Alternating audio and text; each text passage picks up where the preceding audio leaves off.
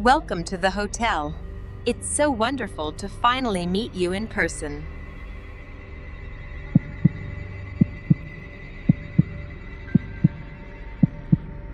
Summer 2017.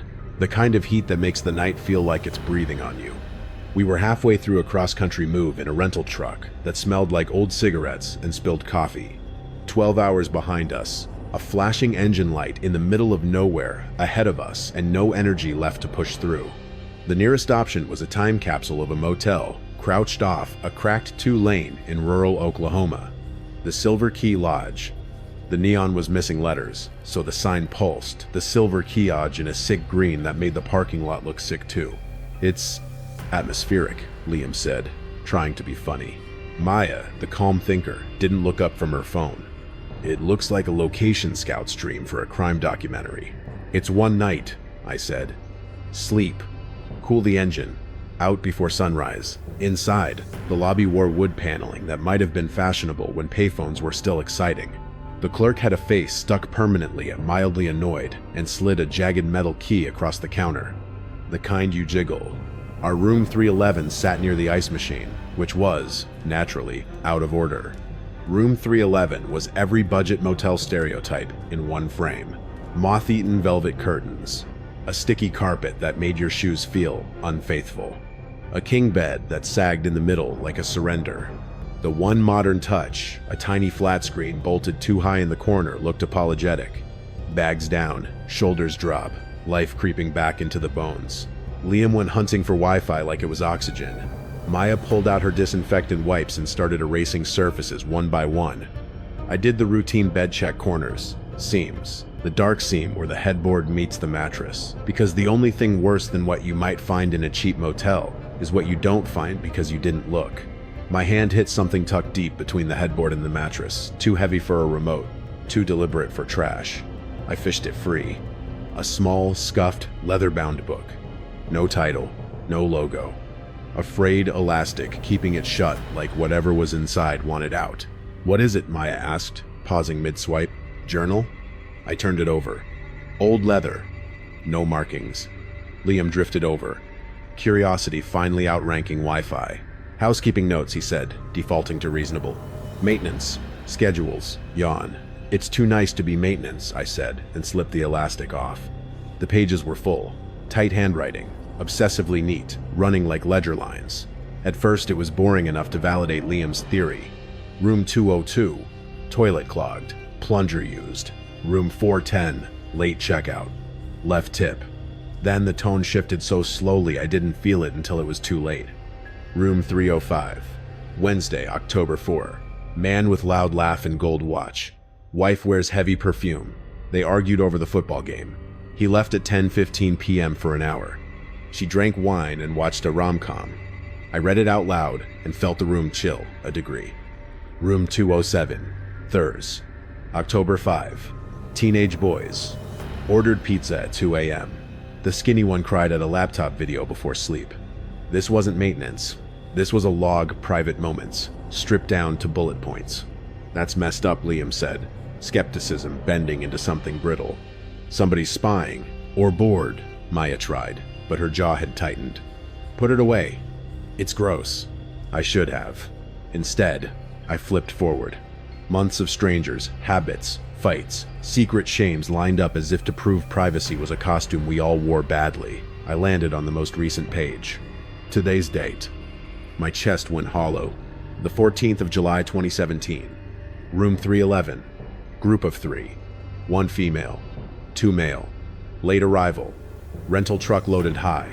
The driver, A, is the nervous type. The female, M, wears a delicate silver butterfly pendant, always touching it. Maya's hand went to her throat on instinct. Silver butterfly, her grandmother's. She rolls the charm when she's stressed. She wasn't doing it now, she was strangling it. "Keep reading," Liam said, color leaking from his face. The second male, L, checked the connection and lay on the pullout. The driver, A, argued quietly on his cell with a woman named Sarah about moving company logistics. Pacing. Finished at 11:34 p.m. All three are deep sleepers. I had paced the room on the phone with dispatch. Her name was Sarah. 11:34 felt right. Deep sleepers didn't feel like a note. It felt like a key phrase, a permission slip. How would they know that? Maya whispered. We've been here an hour. We started hunting the room without needing to say it out loud. Picture frames off the walls. The alarm clock turned and opened. Lampshades lifted. The smoke detector unscrewed. The kind of desperate search that reveals nothing and makes everything feel worse. The air felt porous, like the walls had pores and were breathing with us. We should go to the police, Maya said, strangling the butterfly. And say what? We found a creepy diary, I said, voice thin. They'll tell us to sleep it off. The log's last line drilled into me. All three are deep sleepers. It wasn't a description. It was a plan. The kind that waits on the other side of a door until your breathing evens out. We agreed on a quiet exit. Wait till just before midnight when the lot went dark. Pack fast, move faster, gone by 12:10. No confrontations, no clerk, no explanations, just distance. At 11:45, we were zipped, strapped, and seconds from leaving. I looked back once to make sure we hadn't left anything that could turn into a reason to come back. The book, the little leather log, was gone. I put it on the table, I said, too loud. The tiny wooden square in the center of the room was bare. We tore the place apart in a minute flat. Bed, nightstands, trash, under the pullout. Nothing. I saw it there, Liam said. It was there. Either it had never wanted to leave us, or someone had already come to take it back. Which is when the logic died. We had the deadbolt off most of the hour. We had the metal key, not a key card. Anyone with a copy could slip in, slip out, or worse, never have left. We lunged for the door. The deadbolt slid home with a heavy, desperate clack. We were safer and somehow more trapped. That's when we heard it. A single tap against the wood. Precise, soft, right at forehead height on the other side. The sound wasn't loud, but it landed like a gunshot. The quiet afterwards swelled until it became a sound of its own. They're still out there, Maya whispered. The calm thinker was gone. Adrenaline had taken her voice hostage. Liam shoved the heavy dresser toward the door, the particle board protesting under its own weight. Help me. The skeptic had checked out. Fight or flight had checked in. We braced the dresser against the door until the entry looked like a barricade in a movie about people who don't make it to the credits. Call the cops, I said, reaching for the room phone like it might save us, just by existing. Ice-cold plastic, greasy receiver, and nothing. No dial tone. Just a faint electrical hum that sounded like being watched. Coincidence, Liam said, but his eyes didn't believe him. They were stuck on the door. This place is old, Maya said, trying to lend him a rope, but the timing is not. The phrase looped in my skull. All three are deep sleepers. The book wasn't evidence anymore, it was bait. The kind of bait meant to make you look one way while something else moves in from the other. We retreated to the far corner, out of the window's view. Sat on the second bed, knees touching, breaths refusing to get in sync. The hours stretched and frayed. Every hallway footstep belonged to the person outside our door. Every headlight smear across the curtain was a signal. None of us dared close our eyes. The point was not to sleep. The point was to survive wanting to. At 2:47 a.m., the waiting stopped. A metallic click-click-click at the lock, familiar. The jagged rhythm of the same kind of key that was in my pocket. The mechanism resisted, old brass grumbling at being woken up. The clicking turned to a patient grind, like someone who had done this 1,000 times and never once hurried. A voice muffled, close slipped through the cheap wood. I couldn't make out the words, just the tone. Soft. Sing. Song. The way you talk to a dog you don't want to spook. No threat in it, which made it worse. Liam's hands found the heaviest object in reach, a brass-based lamp, and he held it like he'd never held weight before. The tumbler seated with a decisive thunk. The outer lock gave up. The door nudged inward a fraction until the dresser said no. A sliver of hallway became a mouth of shadow. The voice came again, closer now, right at the seam. Words clear this time, warm and patient, like a bedtime story. It's a shame to waste a good night's sleep. I wrote that down for a reason. The room exhaled for me, because my lungs forgot how. The phrase was the signature. It married the log to the mouth that had written it, outside our door, in our night, in this second. Pressure pressed into the dresser, not a shove, but the kind of steady, confident weight that assumes you'll eventually give up. Wood groaned. Screws whispered. "Push," I shouted, and we threw everything we had against it, our shoulders, our fear, our need to still be people tomorrow. The dresser held. For now.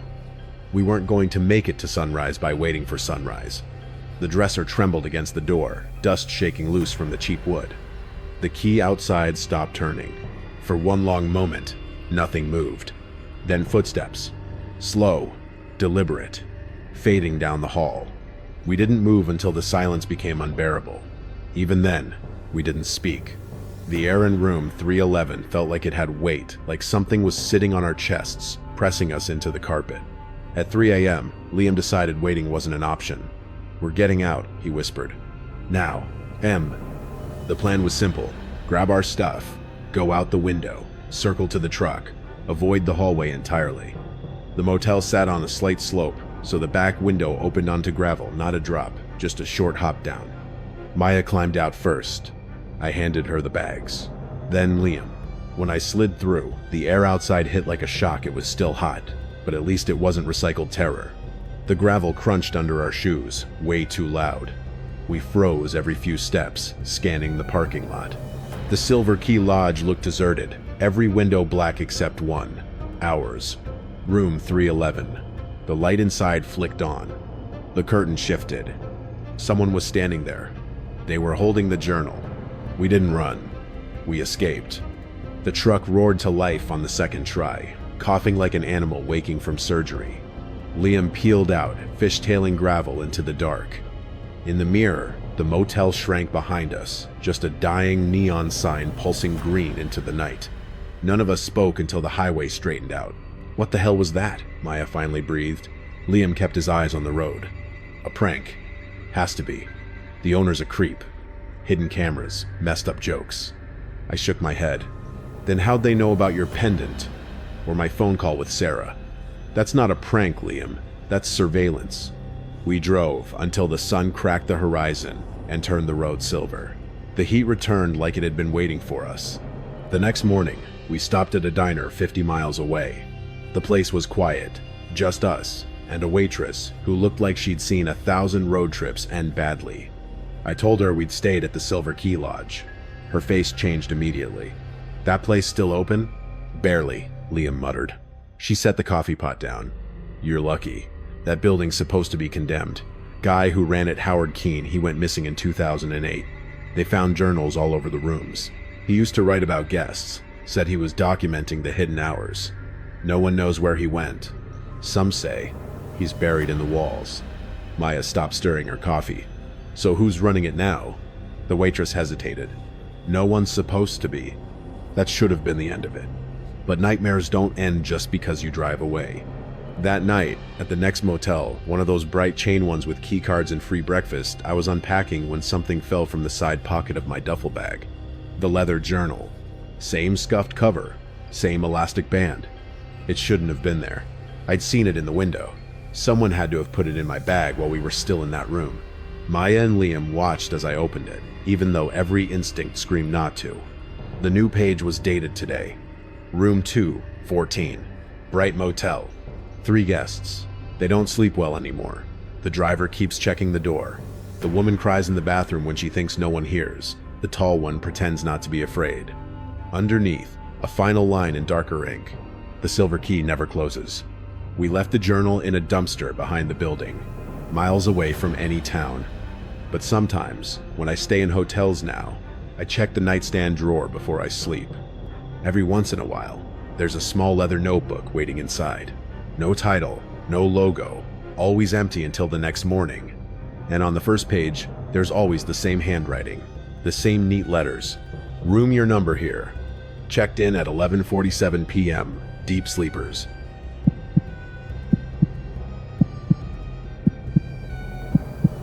It was the winter of 2013, one of those Ohio winters that seems determined to bury you, not just in snow, but in silence.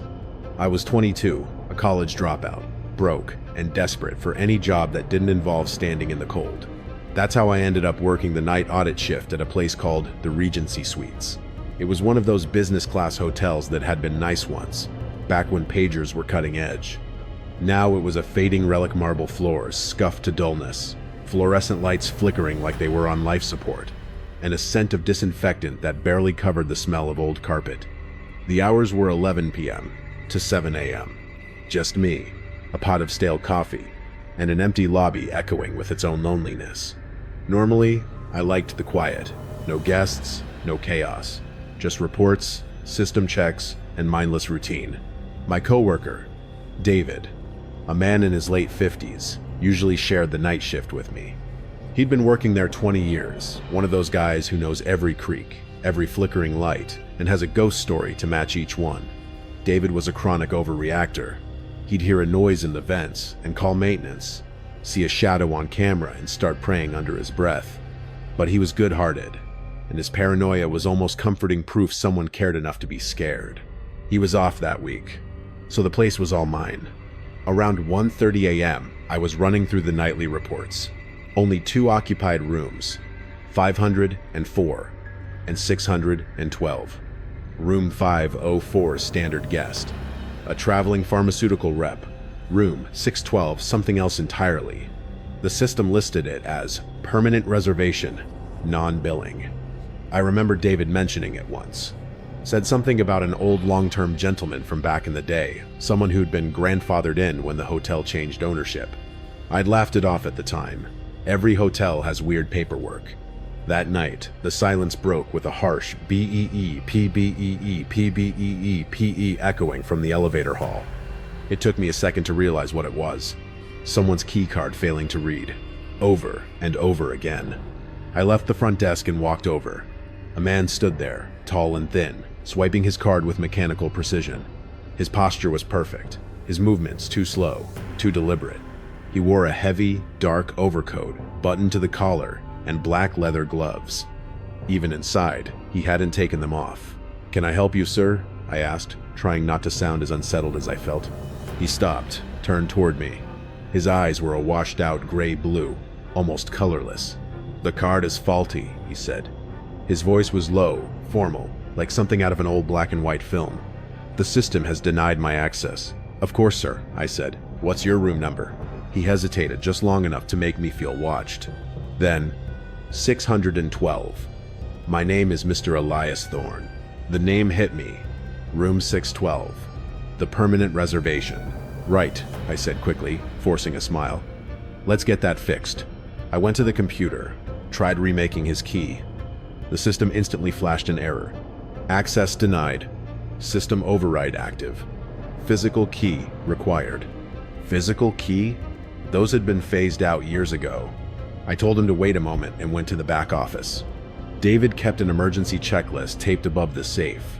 I scanned it until I found the section marked Physical Key Required. Next to room 612, in shaky red handwriting, was an extra note. "Do not use master key. Call David. If no answer, call police." I stared at it. That wasn't one of David's usual ghost stories. That was panic, written in ink. I called him. Straight to voicemail. When I walked back out, Mr. Thorne hadn't moved. Still, standing by the elevator, eyes fixed on the closed doors like he was listening to something inside. "Mr. Thorne," I said cautiously, "it looks like there's a system glitch. Are you sure you need to get into your room right now?" He turned his head slowly toward me. "All my belongings are in that room, young man," he said. "I have a flight in the morning." Then his tone sharpened. "Is there a problem? Do you suspect me of something?" His words were polite, but they landed like accusations. "No, not at all," I stammered. "I'll grab the master key." I ignored David's warning. Maybe he was just being overly cautious. Maybe it was a policy relic, like the brass keys themselves. I found the heavy, antique key in the safe. It was thick and cold to the touch, darker than the others, almost black with age. When I handed it to him, he smiled faintly. "Thank you," he said, and for a second, I thought it might actually be over. Then, as the elevator doors closed, he looked straight at me. "Never trust a system that controls what's rightfully yours," he said. "Systems are fallible, people are not." And then he was gone. Back at the desk, I couldn't shake the feeling that I'd just broken a rule I didn't understand. I opened the camera feed for the 6th floor. The view was static, an empty corridor stretching into nothing. A moment later, the elevator doors opened on the feed, and Mr. Thorne stepped out. He walked slowly toward room 612, turned the key, and entered. Light spilled briefly into the hall, then the door closed. I waited. Usually, the lights would go out within a minute or two. This one stayed on. 10 minutes. 15. Still glowing. I told myself it was fine, but my chest felt heavy, like the air itself was warning me. Finally, I pulled up the guest file for 612. That's when I saw it. Check-in date, the 14th of October, 1993. 20 years ago. The hotel wasn't even called the Regency back then. My hand started shaking as I grabbed the physical logbook David kept. I flipped through months of scribbled notes until I found the last entry for 612. Date, the 4th of August, 2013. Guest, Elias Thorne. Checked out. Room cleared for resale. Checked out. 4 months ago. So who had I just given a key to? I opened the digital archive for permanent reservations. It wasn't a live file, it was a police report. The 15th of October 1993. The body of Elias Thorne, long-term resident, discovered in room 612. Cause of death, apparent suicide. Room sealed for investigation. The air in the room turned colder. He hadn't checked out. He died in that room. And I just handed him the key to it. I stared at the 6th floor camera. The light in 612 still glowed like an open eye. That's when it hit me. David's warning wasn't paranoia. It was survival. The police weren't to be called for a disturbance. They were to contain something that had already crossed the line between living and dead. I didn't want to believe it, but the evidence didn't care. He was dead, and I'd let him back in. The realization sank like ice water through my chest. I had just checked in a ghost. The light in room 612 didn't go out. Not for 10 minutes. Not for an hour. Just a single, yellow glow in the corner of the monitor, constant, deliberate, and wrong. I couldn't take my eyes off it. My mind kept replaying the same thought over and over. I had opened that door for him. I was the reason he was back inside. I grabbed David's logbook and started writing everything down: the error message, his name, the conversation, even his exact words. My handwriting was shaking so bad I could barely read it. Halfway through writing, a sound broke the silence above me. A thud. Then another. Slow. Heavy. Rhythmic. It was coming from the ceiling, the floor above the lobby. The 7th floor. That floor was closed for renovation. No power, no guests, no lights. The sound came again. Thump, thump, thump. Like something heavy being dragged across the floor. It stopped. For a few seconds, the whole building seemed to hold its breath. Then came the faint creak of a door. Just one. Opening slowly. My eyes went to the elevator camera. Mr. Thorne had gotten off on 6, but the sound was coming from 7. I felt my pulse hammering in my throat. David's note suddenly made perfect sense. Do not use master key. Maybe that key didn't just open 612. Maybe it opened everything. I forced myself to check the surveillance feeds for the 7th floor. They were blank static across every camera. The whole system had been disabled months ago for construction. The thumping started again. Louder now. Faster. I could picture it something, pacing back and forth, just above me, dragging its weight like it hadn't moved in years. And then it stopped right above the lobby counter, directly over where I was standing. That's when the phone rang. It wasn't the internal line, it was the outside one, the shrill tone cutting through the quiet like a knife. I stared at the screen. The caller ID was blocked. Everything in me said, don't pick up. But routine 1. Habit 1. I lifted the receiver. The Regency Suites. Night audit speaking. Nothing. Just a low hum. Not static wind. Cold, hollow wind. It was the sound of a floor without walls or insulation. The sound of the 7th floor. Then a voice came through. Calm, low, and perfectly clear. I appreciate the key, young man. It was him. Mr. Thorne. My mouth went dry. He continued, his tone polite, steady, the same formal cadence he'd used in the lobby. But you left something behind. I found your logbook. I glanced down at the counter. The ledger I'd just been writing in was gone. I've found you, he said. Systems are fallible. People are not. You should have trusted the note. The line went dead. For a moment, I just stood there, breathing too loud in a room that felt too small. Then, instinct took over. I vaulted over the counter, sprinted through the office, and slammed through the back exit into the freezing dark. I didn't stop until I was 2 blocks away, hunched against a telephone pole, watching the dim glow of the hotel in the distance. Every instinct screamed that if I looked back too long, I'd see him standing in the lobby window, pale, still, waiting. I called the police. They arrived half an hour later. I told them about a possible break-in on the 7th floor, about the strange noises, about someone using an old key. By the time they checked, everything was clean. No damage, no prints, no signs of entry. The 7th floor was locked tight, just as it should have been. They wrote a short report, told me it was probably fatigue. A night worker's imagination. David came in at sunrise, just as the police were leaving. He looked at me once and knew. "You used the key," he said quietly. Not a question. "I thought he was a guest," I said. My voice barely worked. David rubbed his face with both hands. "He was. Is it?" Then he told me what I should have known from the start, the story management never wrote down. Mr. Elias Thorne had been one of the hotel's first long-term residents back in the early 90s, a wealthy investor who'd rented room 612 for nearly a decade straight. But when the ownership changed, they tried to evict him. He locked himself inside that room and refused to leave. They found him a day later, dead by his own hand. He'd written one final note on the back of a housekeeping form. "My stay is permanent." The staff who worked there back then started reporting guest disturbances. Afterward, late-night calls from room 612, lights turning on in an empty room, keycard malfunctions. Eventually, they marked the reservation as permanent non-billing. The system couldn't delete him, so they stopped trying. David had spent years making sure no one ever handed him a real key again. Unto me, I quit that morning, walked out without finishing the shift. I figured that was the end of it. A week later, David called.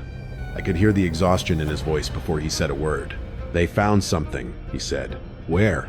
"In the archive file for room 612. He hesitated. "My checklist.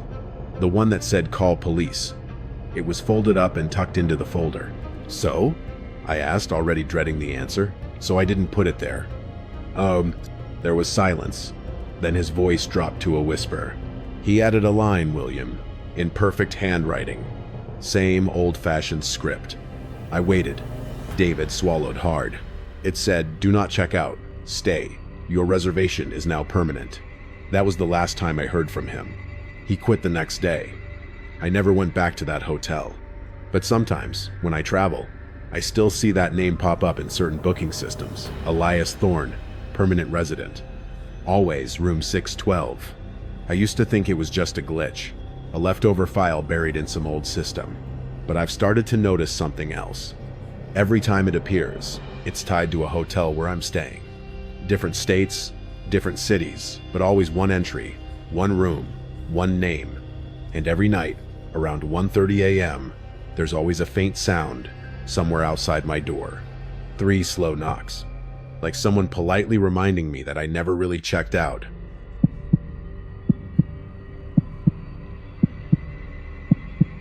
The year was 2019, and the setting was the Blackwood Manor, a refurbished mansion turned boutique hotel nestled deep in the Catskills.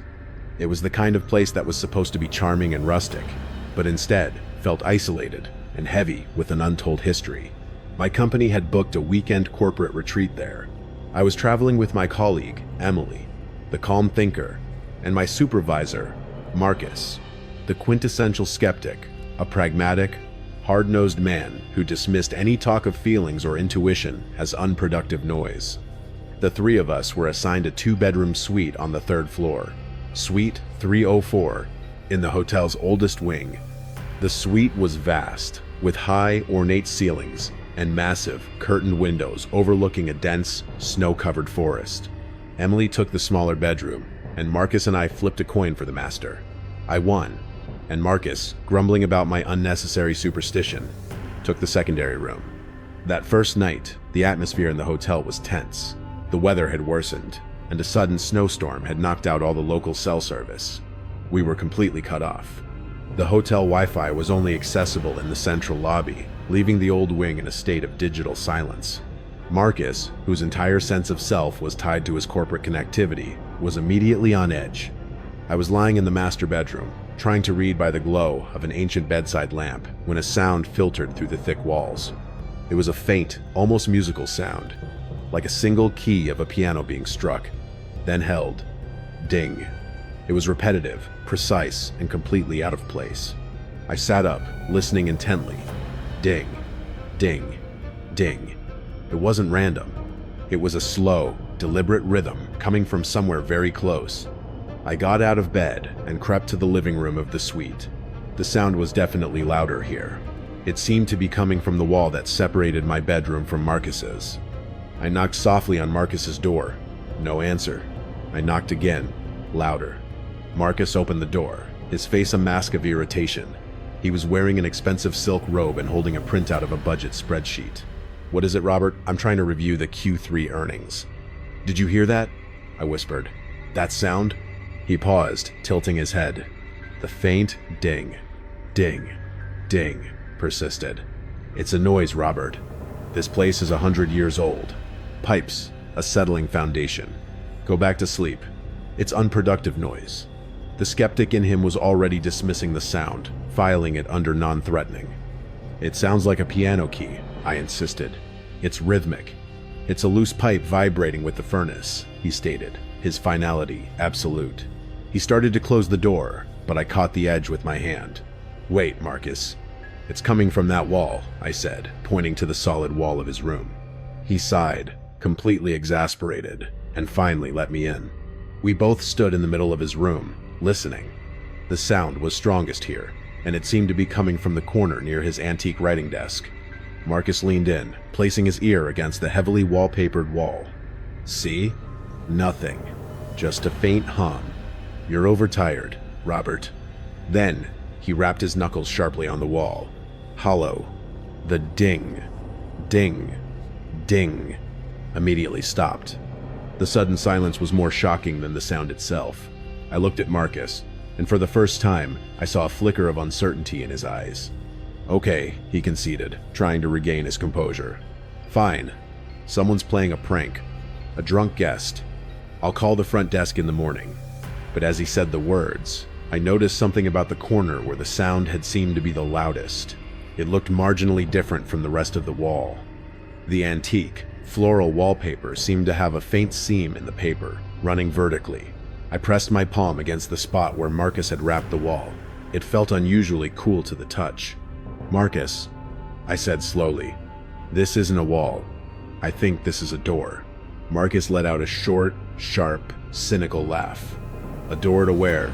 A secret passage? This isn't a Scooby-Doo episode, Robert. Go to bed." But I was already peeling back a small corner of the old wallpaper with my fingernail. Beneath the floral print, there was a thin line of darkened, aged wood. I followed the line up, and then across, confirming the hidden seam of a door frame, perfectly papered over and concealed. It was a door that hadn't been opened in decades, maybe more. A door in the middle of the night, leading to a space we knew nothing about. The discovery of the hidden door was the first layer of psychological dread. It wasn't the sound that was terrifying. It was the fact that the sound had led us to something that the hotel management clearly wanted forgotten. Marcus's skepticism finally cracked completely, replaced by a kind of focused, analytical terror. "That's illegal," he muttered, running his hand over the hidden seam. "Fire code violation. We need to report this immediately." "We can't," I reminded him, holding up my dead cell phone. "We have no service, no Wi-Fi. We're on our own until morning." Emily, who had been woken up by our hushed arguing, came in, wrapped in a blanket, her calm thinker persona immediately evaluating the situation. She didn't panic. She analyzed. "The key is the sound," she said quietly. "It was a rhythm. What if it wasn't a pipe? What if it was someone trying to communicate, like a coded knock?" The thought of someone being trapped, or intentionally making the sound from behind that sealed door, was sickening. We needed to know what was on the other side. Emily went and got a small, antique mirror from the dresser, and I held the bedside lamp. We managed to peel back enough wallpaper to expose a small, round keyhole. It was an old, ornate brass lock, the kind that required a skeleton key. Marcus, the ever-pragmatic, immediately went through his bag, pulling out a multi-tool. "We can pick it. It's old and probably brittle." "Wait," Emily intervened. "If someone is in there, picking the lock might sound like a threat. And if the hotel sealed it, there's a reason." I remembered the spare key to our suite that was still on the writing desk, the one for the secondary lock on the exterior door. I went and fetched it. It was a small, ornate, antique-looking key. I held it up to the hidden door's keyhole. It was the same size and shape. "No way." Marcus breathed, his eyes wide. I slowly inserted the second key into the keyhole of the first lock on the outside of our suite's entrance door. It worked perfectly. I then took the same key and tried it on the keyhole of the hidden door. It slid in smoothly and turned with a soft, rusted click. The bolt retracted. The realization was a punch to the gut. The hotel had either used the master key to our suite as the lock for the hidden door, or, more terrifyingly, our room key was a copy of the key to the space they had walled off. Our suite was either the end of a corridor or the beginning of a forgotten secret. Marcus, his corporate facade completely shattered, reached for the knob. "We open it on 3. We need to know." I put my hand on his shoulder, a profound, chilling intuition overriding my panic. "No, wait." I pushed the door open just an inch. The air that rushed out was cold, stale, and dense, with a profound smell of dust, damp wood, and something metallic, like old pennies. I held the light up to the crack and peered in. It wasn't a room. It was a narrow, pitch-black space, a corridor. The walls were unpainted plaster, and the ceiling was much lower than our suites. The carpet was gone, replaced by bare, splintered floorboards. The corridor stretched out into the absolute darkness, leading away from our room. We stood there, frozen, breathing in the terrible cold air. The silence was absolute. No sound of pipes, no settling foundation. No ding, ding, ding. Then, Emily, the calm thinker, slowly pointed to a spot on the floor of the dark corridor, just beyond the door. It was a small, perfectly round impression in the dust of the old floorboards, directly where the single note had seemed to be coming from. A little dust-free circle, and right beside it, a minuscule dark droplet that looked like dried blood or a speck of rust. "The sound wasn't coming through the wall," she whispered. "It was coming from behind the door, and it stopped because we interrupted it." The psychological hammer blow was the realization that we hadn't found the sound. The sound had found us. The person or thing on the other side of that wall had been trying to get our attention, not communicating with someone in the next room. I reached out with a trembling hand and pushed the door all the way open. The darkness of the corridor was absolute, and the space felt like it was drinking the light from my lamp. I took a hesitant step into the dark space, the floorboards groaning under my weight. Suddenly, a loud, violent crash echoed from the end of the dark corridor, followed by the sound of something heavy, dragging. Not the slow thump from the previous story, but a frantic, rapid scrape, scrape, scrape coming toward us. Marcus screamed, a sound of pure, unadulterated, primal fear that I never would have imagined coming from my cynical, collected supervisor. Marcus's scream was a catalyst. It broke the spell of frozen fear, replacing it with pure, desperate adrenaline. He didn't wait. He spun around and scrambled back into his room, tripping over the rug, frantically slamming the hidden door shut. "Lock it! Lock it now!" he shrieked, his voice unrecognizable. The skeptic was completely gone, replaced by the overreactor, a man whose reality had been violently breached. I fumbled with the key, my hands shaking so badly I almost dropped it. The metallic scrape, scrape, scrape in the dark corridor was getting closer, punctuated by a wet, guttural sound, like someone straining under a heavy weight. I finally turned the key, and the lock clicked home with a solid thunk.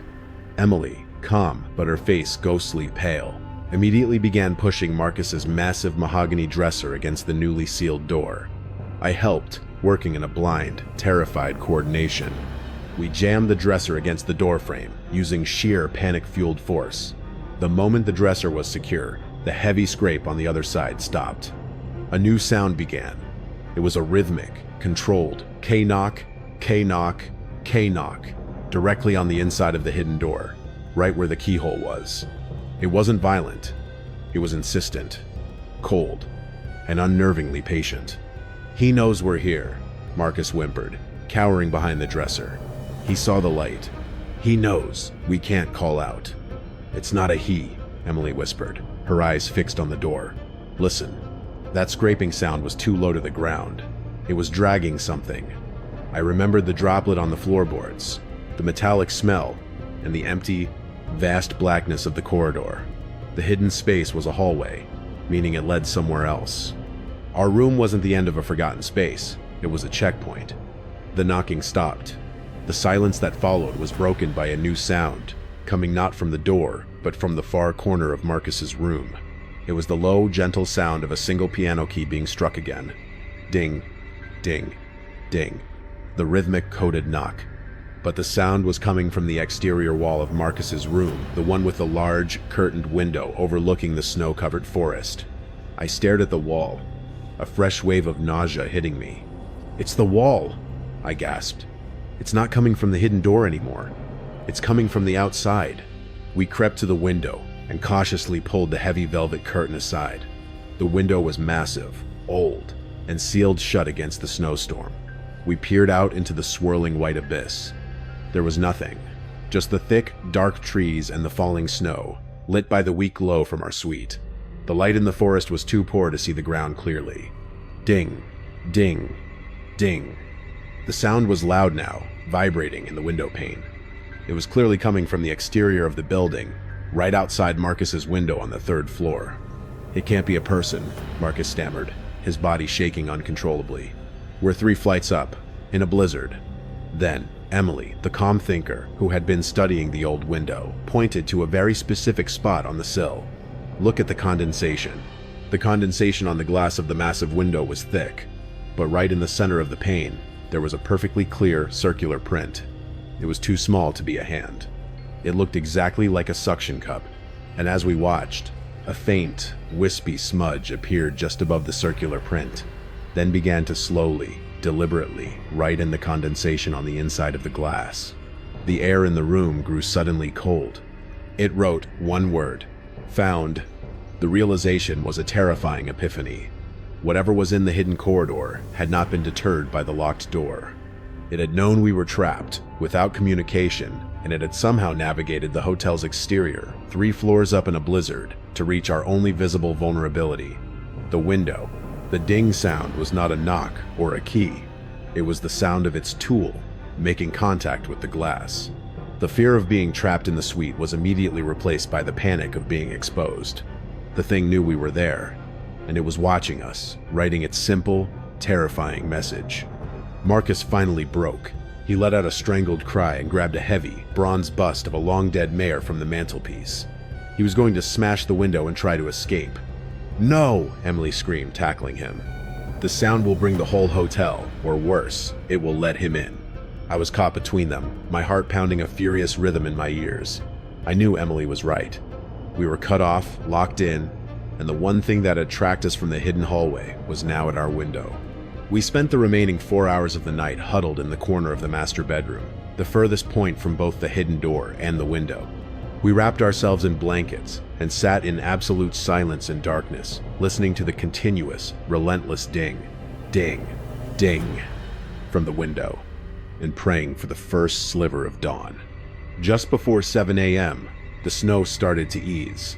The first rays of pale, weak winter sunlight filtered through the curtains, and the rhythmic sound abruptly stopped. The terror that had kept us awake vanished, replaced by an absolute, profound exhaustion. When the first sounds of life began to stir in the hotel, the distant clatter of a cleaning cart and the low hum of the furnace, we knew we could move. We went immediately to the window. The condensation was almost gone, but the word "found" was still faintly visible. I went to the hidden door and pulled the heavy dresser away. The door was still locked, still solid. There was no sign of anything on the outside. We went to the lobby and, in a hushed, unified voice, told the bewildered morning clerk a story about a loud, drunken guest and a prank with a hidden door. Marcus, the skeptic, was the most convincing, maintaining a facade of furious corporate annoyance. We checked out immediately. We abandoned the corporate retreat and drove 3 hours in silence. We never reported the actual truth. How do you tell the police that a creature was on a 3rd-story window in a blizzard, writing messages to you? 2 weeks later, back in the city, the haunting returned. I was in my apartment when an overnight envelope arrived from the Blackwood Manor. It contained an invoice for incidental damages and a note from the hotel manager. The damages were nominal for the ripped wallpaper in Marcus's room, which they had somehow found despite our careful readhesion. But there was a second, separate item in the envelope. It was a single photograph, an old black and white print of a man from the turn of the century, dressed in a thick, dark woolen coat. He was standing in a narrow, unpainted hallway, and he had a tight, severe, unsmiling expression. Attached to the back of the photo was a small, perfectly square piece of paper. It was a section of the floral wallpaper from Suite 304, and written on the back of the square piece of paper, in an elegant, meticulous script, was a single, final phrase. "I was only playing my song for you. Next time, I will use the key." The final, horrifying psychological climax. The thing we had encountered was not a prisoner. It was a resident who felt we had invaded its space. And the key to the hidden corridor was now, inexplicably, in its possession, not mine. The hotel was not just a place of rest. It was a vast, multi-layered trap. And the scariest thing of all was the chilling knowledge that the walls had ears, and the doors had secrets. And the true residents always get their way. I still can't hear the sound of a piano key without a spike of ice-cold panic.